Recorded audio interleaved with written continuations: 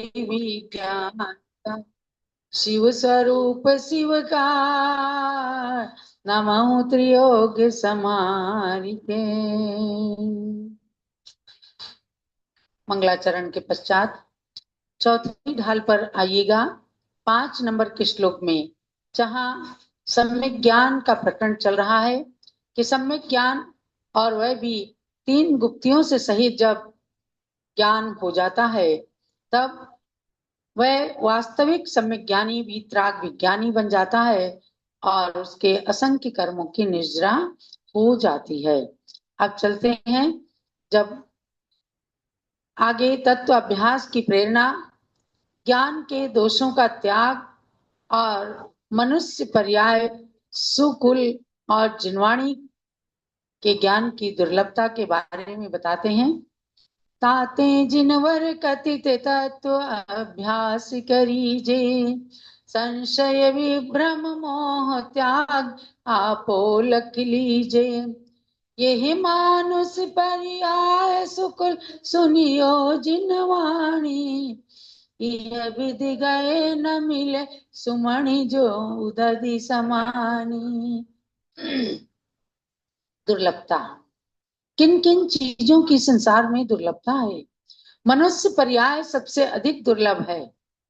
मनुष्य पर्याय भी मिल जाए तो उत्तम कुल में जन्म लेना अत्यंत दुर्लभ। उत्तम कुल मिल जाए, सच्चे गुरु को पाना दुर्लभ, जिनवाणी का ज्ञान दुर्लभ, वह भी मिल जाए तो उसको सुन करके, उसे जान करके आत्मा में उसका चिंतन करना अत्यंत दुर्लभ है। इसलिए कहा है, ताते माने इसलिए, जिनेंद्र भगवान के द्वारा कथित तत्वों का अभ्यास करिए। ये हम सब भव्यात्माओं के लिए संबोधन है। और उसको भी तत्व का अभ्यास भी कैसा? संशय विभ्रम मोह त्याग आपो लख लीजिए। संशय नहीं रखें किसी प्रकार का, क्योंकि जिनेंद्र भगवान के तत्व जो कहे गए तत्व हैं, उन पर किसी प्रकार का बिना संशय किए जो अटल विश्वास अटल श्रद्धान है, वही सम्यक दर्शन उत्पन्न कराने वाला होता है। विभ्रम, किसी प्रकार का कोई भ्रम विपरीत धारणा न बनाए।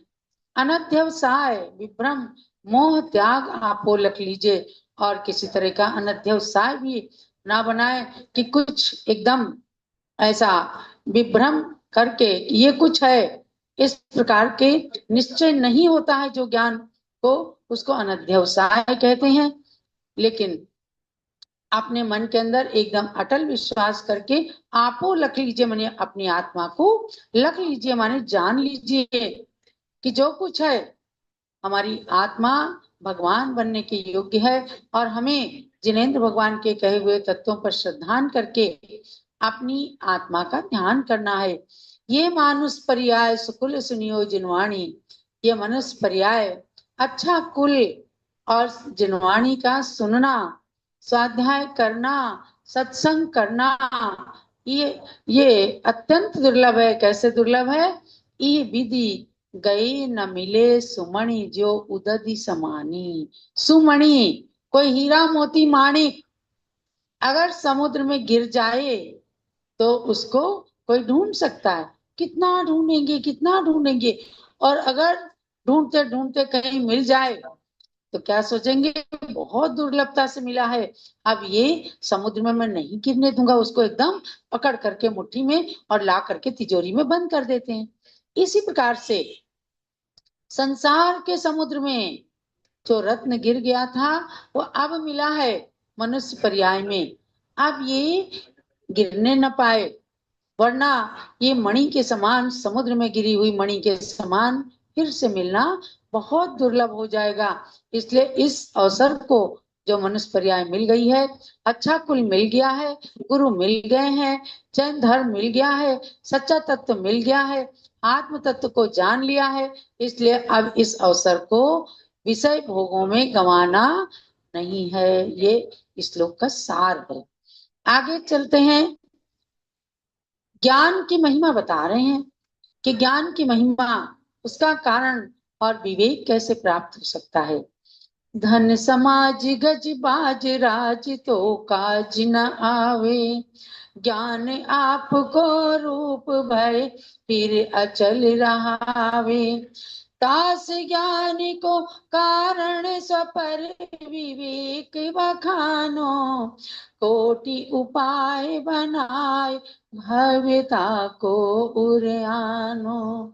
कितनी प्रेम भरी भाषा के अंदर जो हमारे आचार्यों ने समझाया, उन्हीं की पंक्तियों को लेकर कविवर भी समझा रहे हैं कि हे भव प्राणी, हे ज्ञानी आत्मा, आप ये धन समाज हाथी घोड़ा राज्य वैभव ये सारी वस्तुएं जो है आत्मा की उन्नति में सहायक नहीं हो सकते हैं, ये काम नहीं आ सकते हैं, ये सब नश्वर है, यहीं पड़े रह जाएंगे। लेकिन इनको पाकर लोग सोचते हैं मैं इतना बड़ा बन गया, मेरे गौशाला में इतनी गाय हैं, मेरे यहाँ इतना कुछ, इतनी संपत्ति, इतनी सेना है।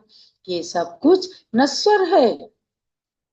ज्ञान आपको रूप भय फिर अचल रहा भी।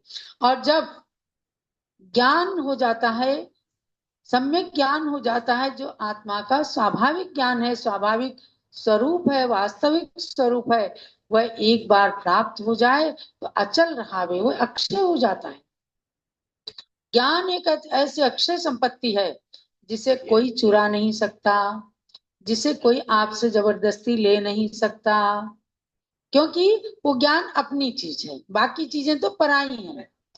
ज्ञान ही है जो हिताहित का विवेक कराता है, ज्ञान ही है हमें कैसी भी परिणति में संबोधन दिलाता है। तो इसलिए कहा कि वह अचल हो जाता है, वह जो है अक्षय हो जाता है।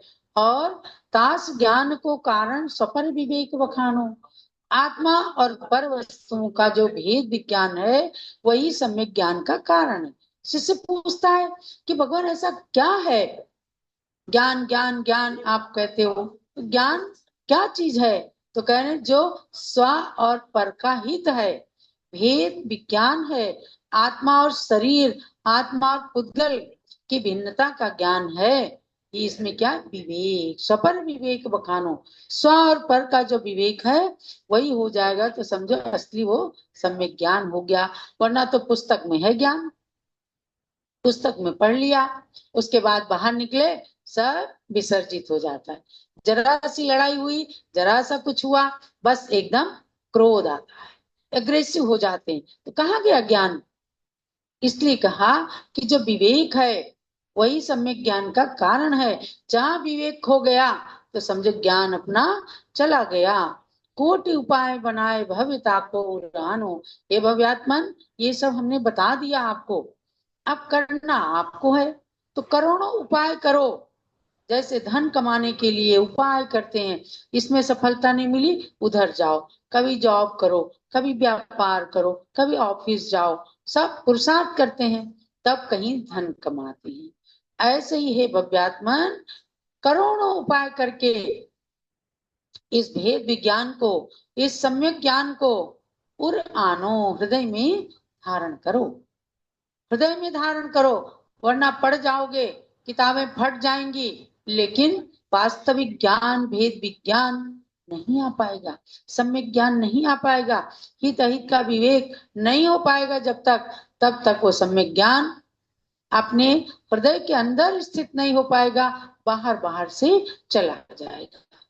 तो जिन्होंने मोक्ष प्राप्त किया वे सब ऐसे सम्यक ज्ञानी थे कि उनके ऊपर कोई अंगीठी जला रहा है, उनको कोई गालियां दे रहा है, उनको कोई कुछ भी कह रहा है, तो वो सब चीज को अपने भेद विज्ञान के द्वारा, तत्व ज्ञान के द्वारा सहज में सहन करते थे, और तब जाकर के असली भेद विज्ञान से आत्म तत्व को भगवान आत्मा के रूप में प्राप्त कर लिया करते थे।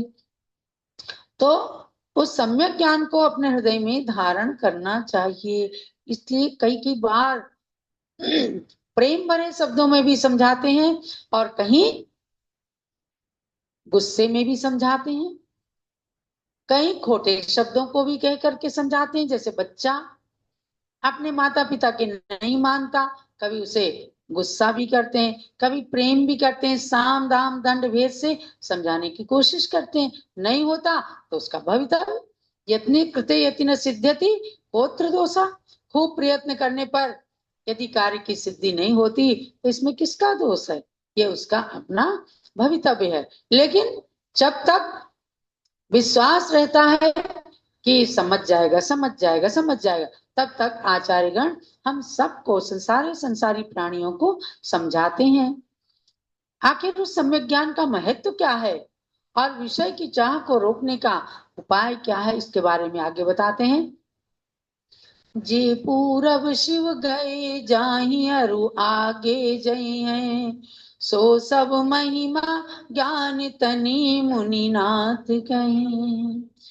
विषय चाह दवदाह जगत जन हरनि दझावे, तास उपाय न आन ज्ञान घन घान बुझावे।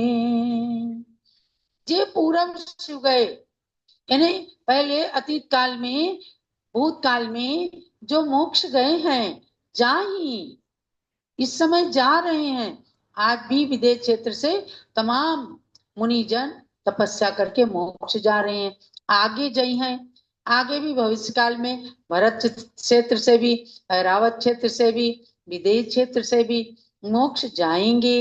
यानी भूत, वर्तमान और भविष्य काल में, तीनों कालों में जो मोक्ष गए, जा रहे हैं, जाएंगे। सो सब महिमा ज्ञान तनि मुनिनाथ कहे हैं।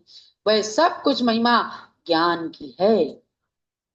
यहाँ ज्ञान कैसा? वीतराग विज्ञान। ज्ञान कैसा? चारित्र से युक्त ज्ञान। ज्ञान कैसा? भेद विज्ञान, शुक्ल ध्यान रूप ज्ञान। वह मुनिनाथ कहते हैं कि ये सब ज्ञान की ही महिमा है कि उन्होंने वीतराग विज्ञानता को अपने हृदय में धारण किया, इसलिए गए हैं मोक्ष। और जो वीतराग विज्ञानता धारण कर रहे हैं वही जा रहे हैं, और आगे भी जो भेद विज्ञान के द्वारा अपनी आत्मा में लीन होंगे और कर्मों को नष्ट करेंगे, वही मोक्ष जाएंगे। विषय चाह दवदाह जगत जन अरनि दझावे। तो कह रहे हैं कि विषयों की चाह ये दावानल अग्नि के समान है। दावानल अग्नि जैसे बढ़ती चली जाती है, उसे कितना बुझाने की कोशिश करो बढ़ती चली जाती है, ऐसे ही दावानल अग्नि के समान विषयों की चाह बढ़ती चली जाती। इतना मिला इतना चाहिए, इतना मिला इतना चाहिए, तो बढ़ती चली जाती है। जगत जन अरनि दझावे। संसार के लोगों को अरनि दझावे, एकदम जलाकर उसको भस्म करे दे रही है। यानी संसारी जीवों को घेर करके पंचेंद्रिय संबंधी जो विषय भोग हैं उसके अंदर सबको जलाए दे रही है। अर्थात जो विषय भोगों में निमग्न है उनका आत्म सुख जो है जल करके भस्म हुआ जा रहा है। तो तास उपाय न आन ज्ञान घन घान बुझावे। अब उसका उपाय क्या है? तो जैसे मूसलाधार बारिश अपने आप हो जाए, थोड़े बहुत टैंकर के पानी से दावानल अग्नि नहीं बुझती। दावानल अग्नि जब एकदम मूसलाधार बारिश आकाश से हो जाए तब जाकर के वो बुझ सकती है। ऐसे ही सम्यक ज्ञान रूपी मेघ समूह जब बरसने लगे, अर्थात ज्ञान का अमृत झरने लगे, तब जाकर के विषयों की चाह को शांत किया जा सकता है। विषयों की अग्नि रूपी दाह जो है, चाह है, वह कैसे शांत होगी? जब सम्यक ज्ञान आएगा। वरना तो एक इंद्रिय का ही विषय नहीं, चारों पांचों इंद्रियों के विषयों के पीछे लोग पागल हो रहे हैं एकदम। जो चीज नहीं है उसको पाने के लिए एकदम पागल हो जाते हैं। तो ये दावानल अग्नि के समान है। अब उस दावानल अग्नि को अगर सच में बुझाना है, बढ़ाना नहीं है, तो सम्यक ज्ञान को धारण, भेद विज्ञान को लाओ। सम्यक ज्ञान की महिमा दर्शाते हुए यहाँ पर कविवर कहते हैं, ग्रंथकार कहते हैं कि आज तक जितने भी जीव मोक्ष गए हैं, जा रहे हैं, आज आगे जाएंगे, ये सब प्रभाव मात्र सम्यक ज्ञान का है, भेद विज्ञान का है, तत्व ज्ञान का है। जैसे मूसलाधार जल की वर्षा वन की दावानल अग्नि को, भयंकर अग्नि को बुझा सकती है। उसी प्रकार से सम्यक ज्ञान रूपी मेघ की वर्षा जो है विषयों की चाह रूपी दावानल अग्नि को शांत कर सकती है। उदाहरण इसलिए दिए जाते हैं कि बार बार चिंतन करने से वह सम्यक ज्ञान, वह सम्यक चारित्र, वह सम्यक दर्शन आत्मा के अंदर आता है। कोई सोचे अरे हमको तो नहीं आता, थोड़ी सी देर हमने कर लिया ध्यान, उसके बाद में फिर वही प्रवृत्ति हो जाती है। इसीलिए तो बार बार चिंतन किया जाता है कि बार बार करने से पता नहीं कब मन एक बात पर अटक जाए। अटक जाए मतलब भाव भ्रमण से आ करके अगर अटक गया सम्यक बात पर, सम्यक ज्ञान पर, तो समझो वह अटकना भी भटकना को दूर कर देगी, संसार के भटकन को दूर कर देगी। इसलिए सम्यक ज्ञान बहुत ही उपयोगी है। और ये समझो आप सम्यक दर्शन हो गया तो हमारा ज्ञान सम्यक ज्ञान तो हो ही गया। अब यहाँ सम्यक ज्ञान की बात जो है वो भेद विज्ञान की बात है। क्या अपने ज्ञान को निरंतर बढ़ाते चलें तो जरूर सहन शक्ति आती है, तत्व ज्ञान होता है, विषम परिस्थितियों में सहनशीलता बनी रहती है। इसीलिए इन श्लोकों के माध्यम से हमें सम्यक ज्ञान की महिमा को जानकर किताबी ज्ञान नहीं, अपने अंतरंग में सम्यक ज्ञान को, आत्मज्ञान को उतारना है। यही आज के स्वाध्याय का सार समझना।